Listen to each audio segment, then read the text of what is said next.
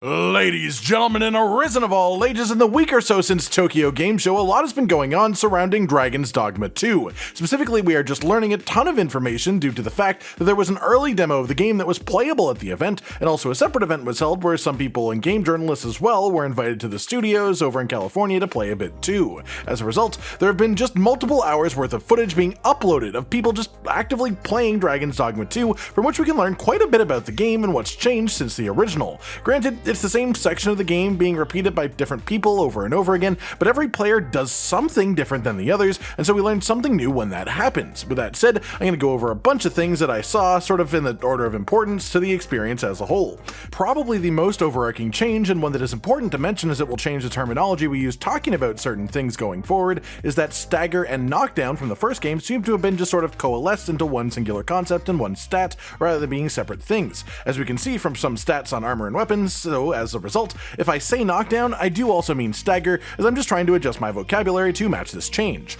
Aside from that, this is easily the biggest one for me then, which has to do with throwing enemies. This was one of my favorite parts of the first game, and now you can do it even easier, with smaller enemies actually being able to be picked up even without being knocked down first. And an important thing to note here is that there is now an option to drop something or someone that you've picked up, rather than only having a throw option. So no more accidentally picking someone up and then having no option but to yeet them off of a cliff. Oh, what's that? Doesn't need to be off of a cliff? Well, then, why would you even throw them then?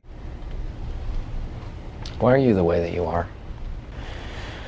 I hate so much about the things that you choose to be. On top of that, there appear to be context-based execution type animations, just special cool-looking representations of securing a kill in certain situations, such as when you are behind something, or if you have knocked an enemy down before striking the finishing blow. That same thing also extends further than that quite a bit though, as any of you who saw my roundup of the TGS developer gameplay trailer itself, there was a part where they get a knockdown on a monster and it falls over and actually creates a bit of a bridge between two cliffs. I had no idea if this was maybe a specific story moment, or maybe we were going to get actual cool context specific interactions like this throughout the game, and we pretty much got the answer to that immediately, because here we can see a big beastie getting knocked down, only it falls into a cliff wall and hits its head, which does damage to it before it falls the rest of the way down. It's just awesome. It's a pretty solid cue that context sensitive animations will actually be a notable factor for the whole game. On top of that, it's worth noting that the player actually has this issue too, as if you get swarmed by a pack of goblins, which is how they hunt of course,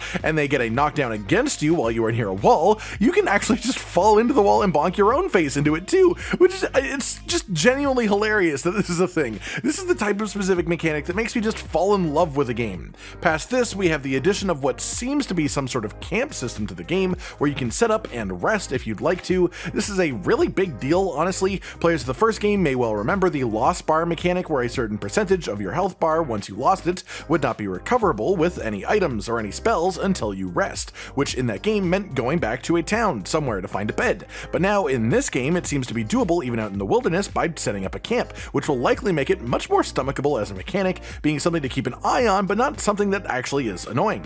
Then we have some really cool stuff going on with the climbing mechanics in the game. Climbing was around in the first game, of course, but it seems to have been improved quite a bit, with a number of new features being a part of the system. First and foremost, now if you let go of grab while on a flat surface of a monster, such as up on its neck, you can actually just stand there and attack them while at an angle that they cannot reach. This completely changes the game with climbing as far as I'm concerned. I mean, you can just get free attacks at the weak spot of a monster if you do this right, and then it's just a bit of a game of balancing yourself, where you do your best to keep your footing while still on the monster, while the monster is obviously trying to get you off of it. I really like this personally. It makes it feel a bit more real. It really gives more of a sense of scale to it all too, letting you actually feel how big these things really are that you're fighting, and I can only imagine that this mechanic will be great fun to interact with once we have our own hands on the game too. On top of this, check out this sick clip of somebody fighting a griffin, then the griffin is about to retreat to its nest, and the player grabs on. And keep watching, because they are then genuinely able to stay on top of the griffin, basically for the entire trip back to the nest, and are able to walk around on top of it too, which is just such incredible improvements to the climb mechanic that I am really excited to mess around with just all of it. Yes, I like the silly physics interactions. What would you expect of me? economy. Following that then, we have a couple of changes in the pawn system specifically that are definitely worth bringing up and talking about. One of them is this new feature that shows up on the pawn UI called Pawn Quest when you're trying to get one out of the rift. We don't have any examples within the game yet of what this actually is, so we don't really know the details on it, but it seems like a pretty simple speculation, at least for me, to say that this will likely be related to using other people's pawns, your friends' pawns. When you show up at the rift and bring in pawns from other people, maybe sometimes when you're trying to hire them, they'll have a pawn quest, which would just be some sort of objective that they want to complete, probably random, probably not something massive, and you get a reward for doing so at the end of it. Again, that's just my guess, but I think it's a pretty safe one to make, and I think this is actually really cool as it sort of really incentivizes using other people's pawns in the first place, but also not just that, but rotating your pawns around as well, so that you want to bring in new ones so that you can do their quests, rather than just having the ones that you have, liking the way that they are, and never changing to using anyone else. Past that, another new pawn thing is the way that they function in battle, which is emphasized by this new pawn augment, which is called Diligence for the fighter. This gives you hastened recovery when downed or crawling, which refers to the actual speed of picking up your pawn. And the reason that this exists is because now when pawns go down in combat, there is an actual timed animation to pick them up, which makes it a bit of a tougher thing to do, so this exists to alleviate that. It's also worth mentioning that this might be a pawn-specific augment, we're not really sure yet as of this moment. Then, this is a smaller thing, but definitely worth noting, there are context-specific movement and jump animations as well, as if you jump near a fence or a low wall, you will actually vault over it too, which is just a nice improvement to help the immersion and flow of your adventure too.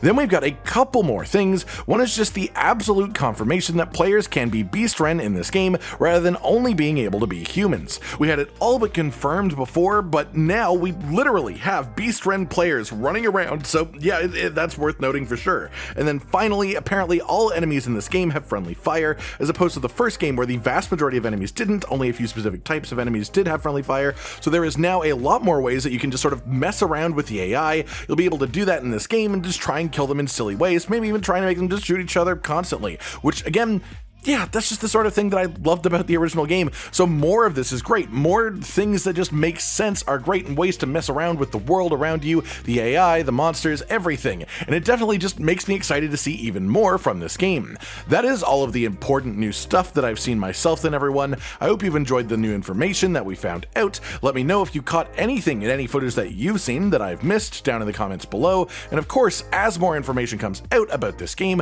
I will be back to share it with you all. Like if you liked the video, subscribe and hit the notification bell for more, and most importantly, ladies and gentlemen, until next time, stay sweet.